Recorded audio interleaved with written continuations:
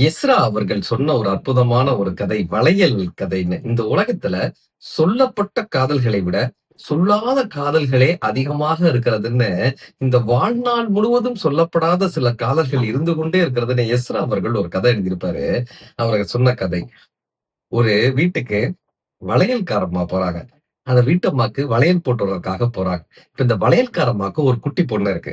அந்த பொண்ணும், அந்த வீட்டுக்காரம்மாவுடைய பையனும் 2 பேரும் விளையாடிக்கிட்டே இருக்காங்க. இப்ப இந்த வளையல்காரம்மா என்ன பண்றாங்கன்னா, அந்த பையன கூப்பிட்டு அவங்க கையில 2 வளையல போட்டு விடுறாங்க. அவன் சொல்லுவான், "ஆம்பள பசங்க யாராவது வளையல் போட்டுப்பாங்களா? எனக்கு வேணாம்." அப்படின்ட்டு அந்த பையன் உதறிட்டு போவான். இப்ப இந்த பொண்ணும், அந்த பையனும் 2 பேரும் விளையாடிக்கிட்டே இருப்பாங்க.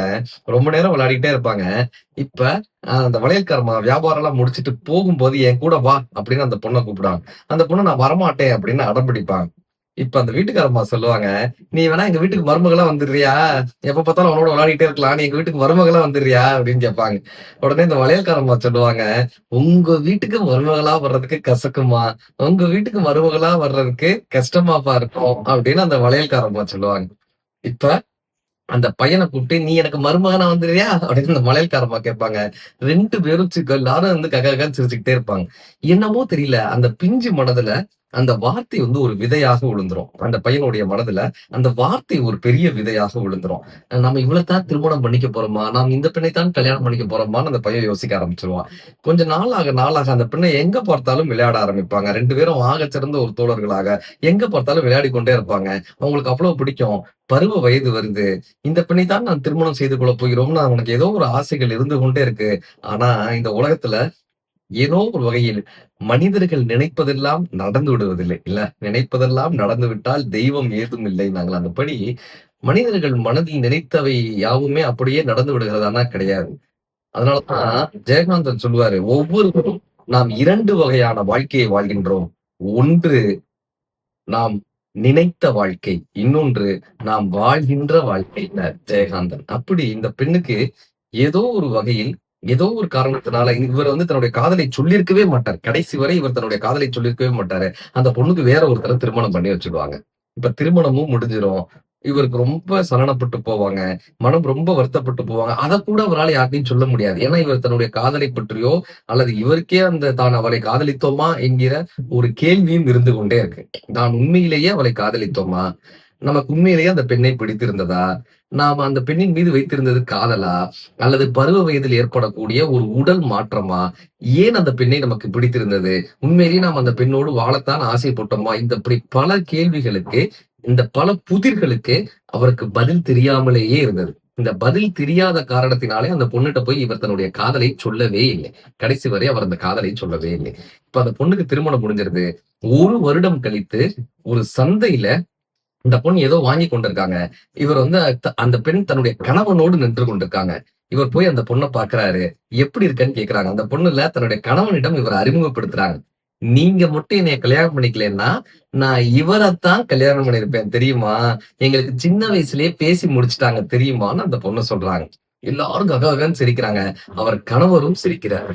இப்ப இவர் நினைச்சுக்கிறாரு, இந்த மனிதர்கள் எத்தகைய மேன்மையானவர்கள். இந்த மனிதர்கள் எத்தனை அன்பானவர்கள். இந்த மனிதர்கள் எத்தனை சிறப்பானவர்கள்.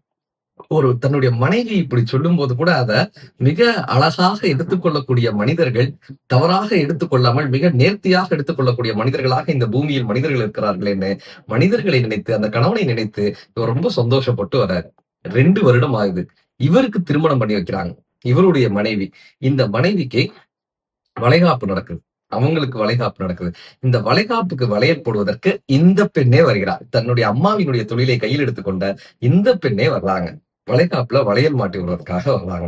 இப்ப இவருடைய மனைவி கிட்ட சொல்றாங்க, "நீங்க மட்டும் இவர திருமணம் பண்ணாம இருந்திருந்தீங்கன்னா, நான் இவர திருமணம் பண்ணியிருப்பேன் தெரியுமா?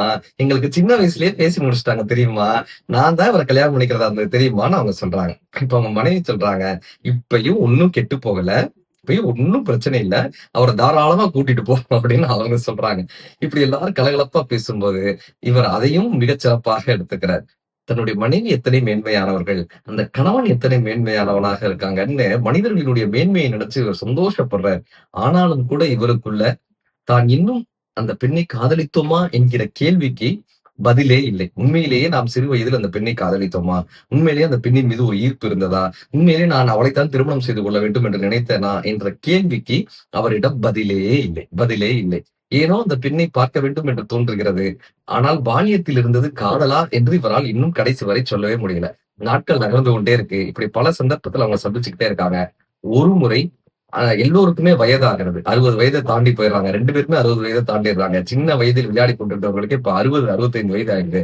அந்த பெண் பாட்டியாக மாறி கடைசி நிலையில நோய்வாய்ப்பட்டு படுக்கையில் படுத்திருக்காங்க. ஒரு 65 வயது பாட்டியாக அந்த படுக்கையில படுத்திருக்காங்க. தான் விரும்பிய பெண் அல்லது தான் விரும்பியதாக நினைத்த ஒரு பெண் நோய்வாய்ப்பட்டு கடைசி தருவாயில் இருக்கிறார்கள் என்ற செய்தி அறிந்து அவர்கள பார்க்கறதுக்காக அவங்க வீட்டுக்கு இவர் போறாரு. அந்த நேரத்துல கணவன் வந்து, "உங்களுக்காக நான் ஒரு காப்பி வாங்கிட்டு வந்துர்றேன்னு" அவங்க வீட்டுக்காரங்க அவரும் வயதானவர்.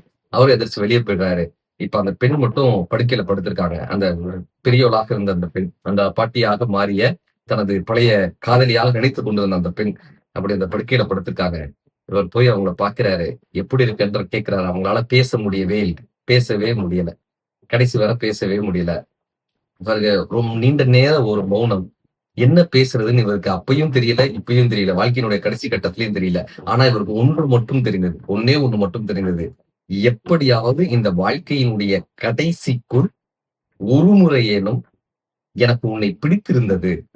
எனக்கு உன்னை பிடித்திருந்தது.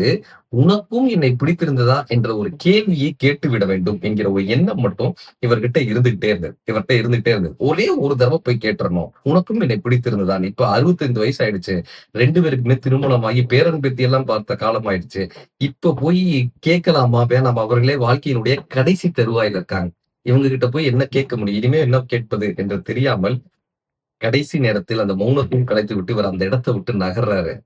அந்த அம்மா அவருடைய கைகளை பிடித்து, அவர் கைகளில் 2 வளையல்களை மாட்டி விடுறாங்க. 2 வளையல்களை மாட்டி விடுறாங்க.